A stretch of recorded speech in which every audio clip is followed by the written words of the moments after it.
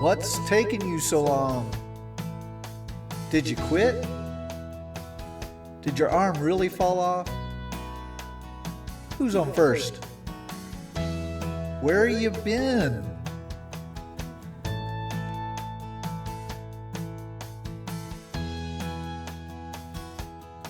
These questions and many more will be answered on this episode of My Mach 1 for Life. Well, a lot has happened since the last video.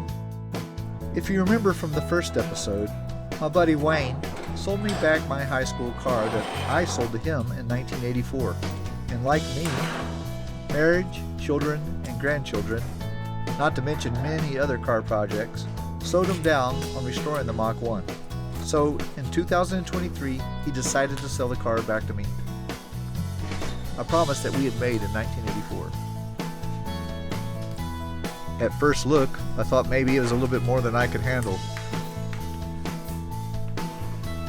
But as my eyes adjusted, I noticed that the car was actually in pretty good shape. All the major parts were there. It just needed a good dusting and a good cleaning. And everything put back together. Some body work and paint.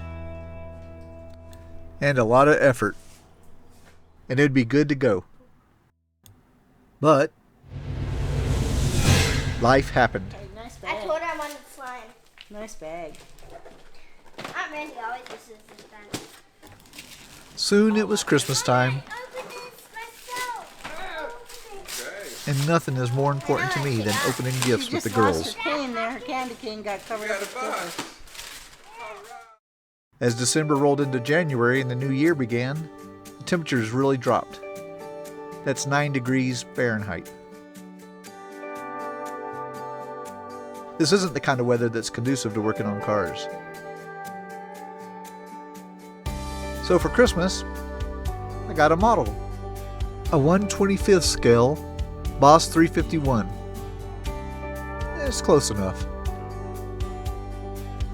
This keeps me nice and warm in the house and allows me to do a hobby that I have enjoyed for a long time. I set up the old airbrush and got to painting. I usually build airplanes, but in this case, I thought a Mustang would be appropriate. If it was only this easy on the real thing. Quickly the winter turned into spring, and the never-ending yard work began.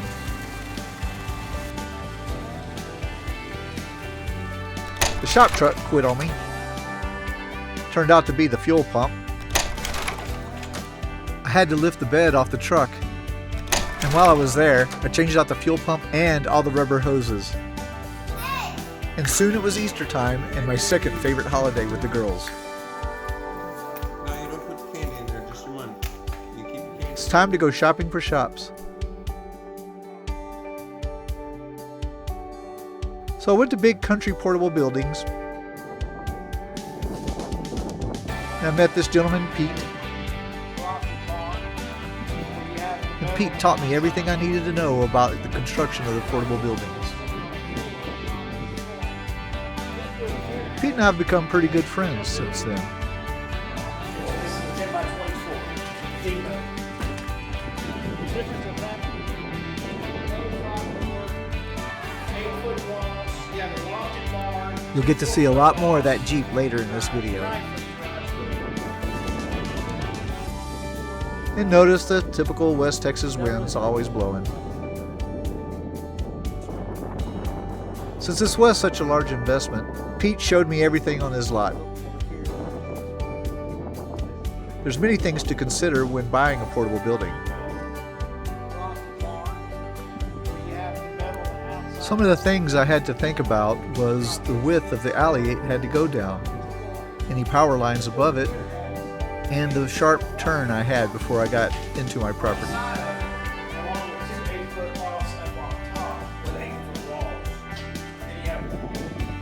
This was the building that I had originally settled on. It had the barn doors on the side, 2 windows, and it was pre-wired. The problem was it was too wide for the alley and the floor wasn't rated for a car. I saw this one, so I thought I'd check it out. It had the length for the Mach 1 to fit in. It had the width. It had the door on the correct side.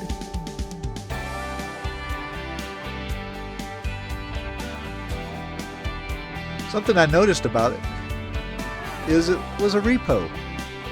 I didn't even know they repoed buildings. There's some positive advantages to getting a repo.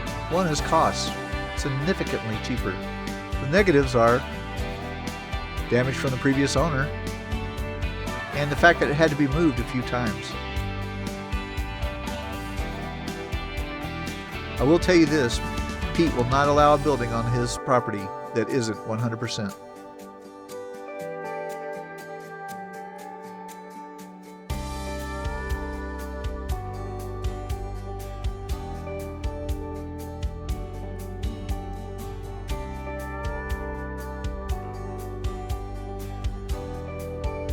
Yeah, this will work perfectly for the new My Mach 1 for Life headquarters.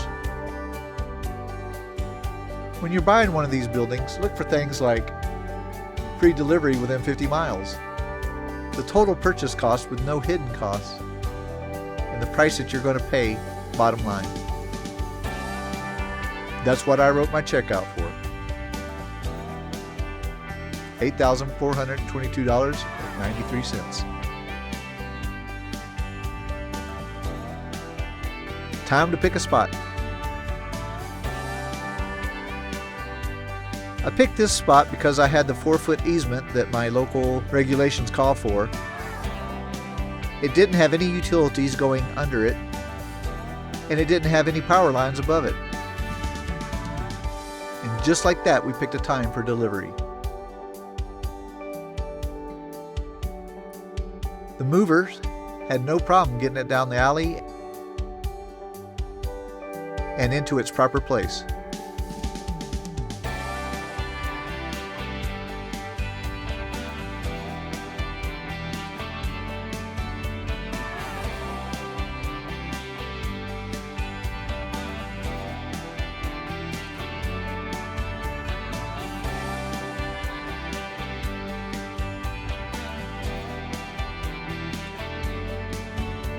The skid marks washed away at the first rainfall.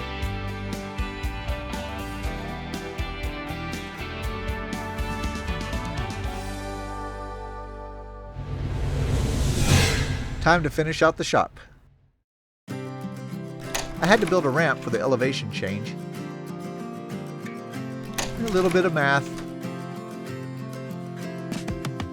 I figured out I needed a 4-foot run. I temporarily put up lighting.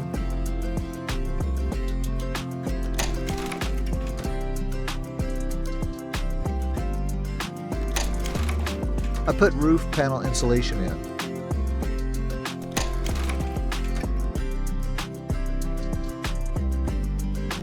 And it was time for the fiberglass insulation. I got suited up for that. It went in quickly, no problems.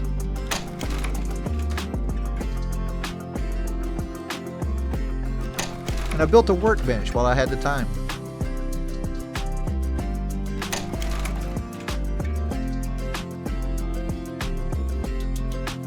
I went ahead and laid down vinyl flooring. I wanted the center to be one piece since that's mainly where cars leak from. Then I filled in the sides with the second roll.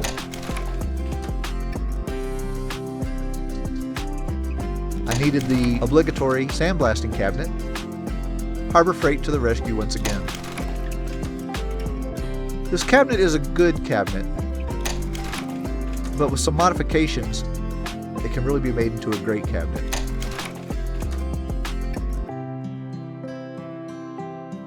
Time for drywall.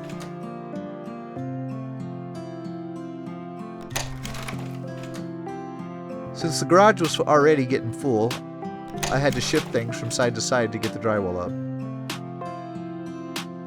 Then the shop truck caught a nail.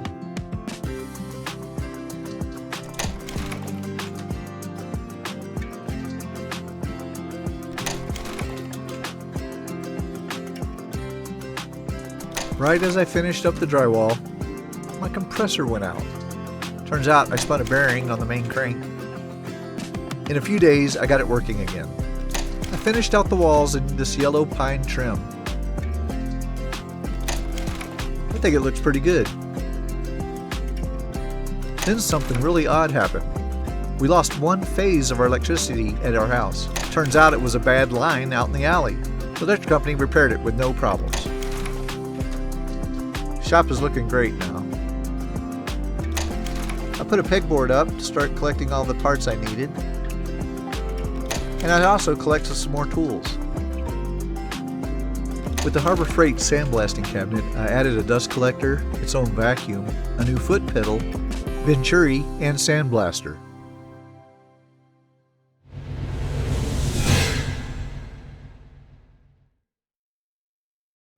Well, then these critters showed up. Little one here standing up. I don't exactly live in the country. Somehow they got into the roof and wreaked havoc. It took me a while to get them out. Oh boy, the opossums showed up. Then of all things, a chicken showed up in our backyard.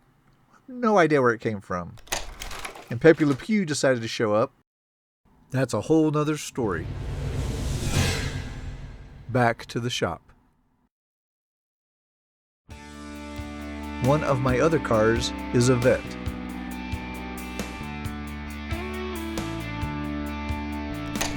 It's a 2004 C5 Coupe, automatic. I know, but the price was right. But it also has a broken shifter linkage. Although the floor is rated for a car, I needed to shore up where the jack stands were. It was too much weight in too small an area. While I had the car up on jack stands, I thought I'd go ahead and replace the rotors and paint the calipers red. Much better look. Since I had to drop the transmission tunnel, I went ahead and got a beef-up plate with a thermal protection barrier. Then I changed out the broken shifter linkage. I was always unhappy with the stock stereos, so I thought I'd do this Alpine upgrade. I ripped out the interior, put kill mats down everywhere, got the backup camera mounted, and the XM radio antenna installed. Then I had to call a friend to help me out with this rat's nest. A new voltage meter, subwoofer amp, XM antenna, USB ports, and backup camera really added to this wiring mess. Luckily, he actually knew what he was doing, and in no time we had the stereo back together. I would have never gotten this wiring straightened out without him.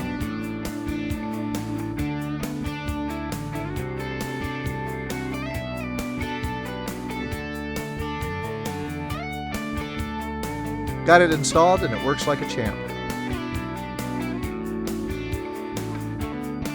While I had it in the garage, I went ahead and did a color correction, buff and wax, and detailed out the engine compartment.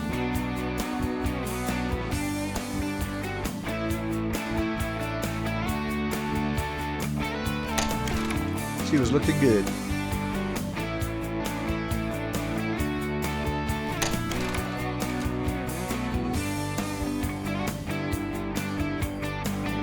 And just like that, the wife and I were ready for movie night.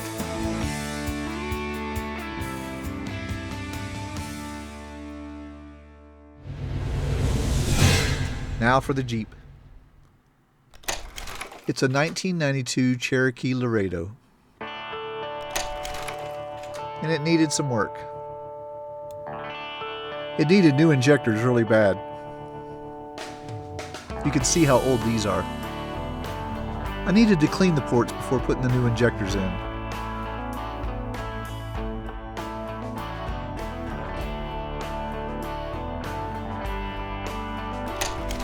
While I was there, I went ahead and changed out the O2 sensor. And put a little anti-seize on the new spark plugs because the last guy didn't. Then I removed the leaky valve cover gasket and checked all my lifters and sandblasted the valve cover. This gave me the perfect chance to try out all the new modifications to my sandblasting cabinet. There's something very satisfying about using a sandblaster.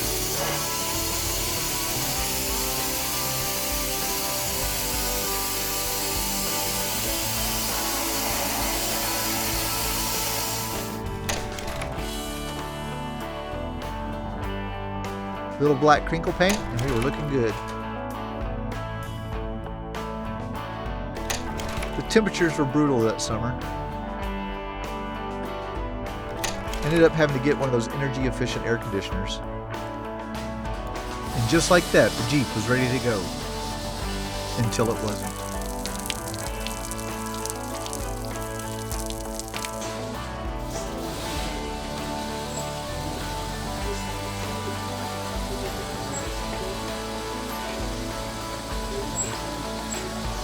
Radiator leak caused me to have to replace the radiator.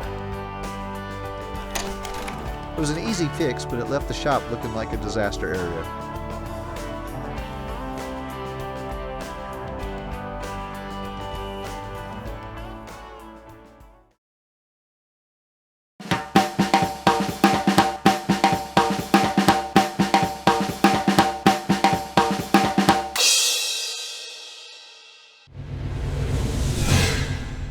Finally, time for the big move. Over the past couple of months, I've been going over to John's and working on the Mach 1 and making sure it was safe to drive. I had to fix the freeze plugs, and flush the radiator, change out the carburetor, and replace the coil, plug up a couple of vacuum lines, and reroute some wiring. That engine has come a long way since the first time you saw it.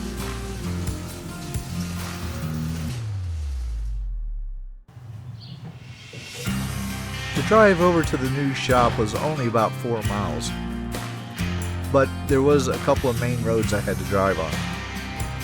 So I needed a plan. The plan was to drive around the block, have John follow me, to make sure no parts fell off, and that I didn't catch on fire. A real possibility. There's one thing about plans that you can always depend on. They never go as planned.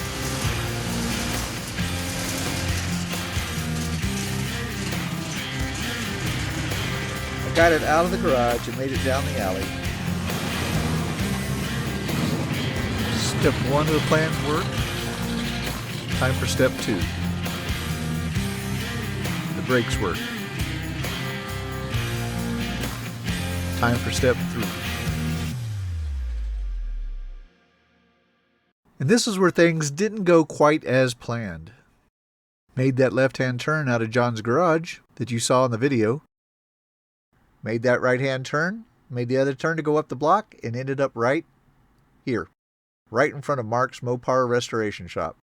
Mark came out of his shop yelling, "Get that Ford off of his property," laughing the whole time. And then he helped me fix my Mach 1. It turned out to be a clogged fuel filter on the micro pump. A few minutes later, and we're back on the road heading to the shop. There was a lot going on, so I put the camera down for a little while and concentrated on driving. Somebody pulled out in front of me. I was not happy about that at all. I could just picture getting into a wreck a mile from the new shop.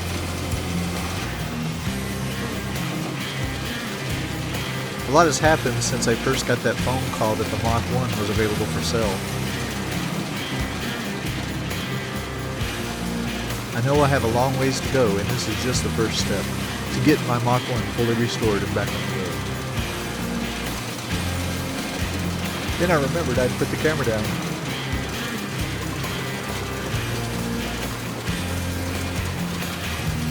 I was still not happy about the driver that pulled out in front of me. Although the wheels were flat spotted and the windows rattled because there was no felts in the door, the engine was pretty strong.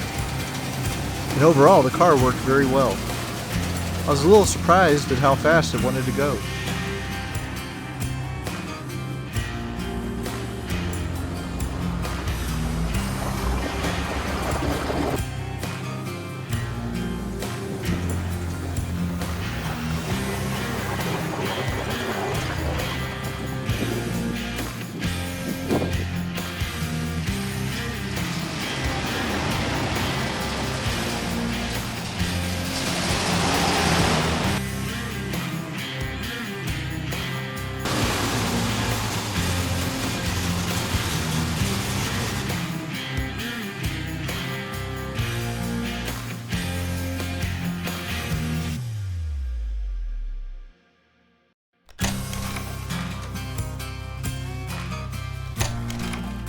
My Mach 1 is now in its new shop, and I can start the serious work of restoring it. One last thing I had to do.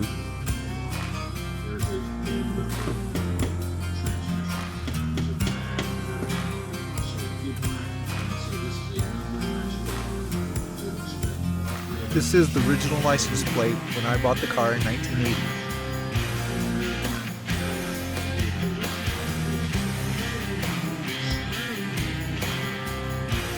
Seeing it hang on the wall was like a diploma.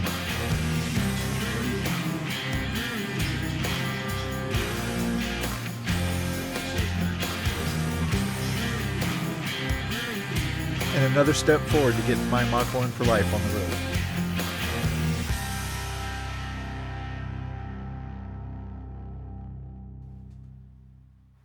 And the final reason it has taken me so long to get this video out is this.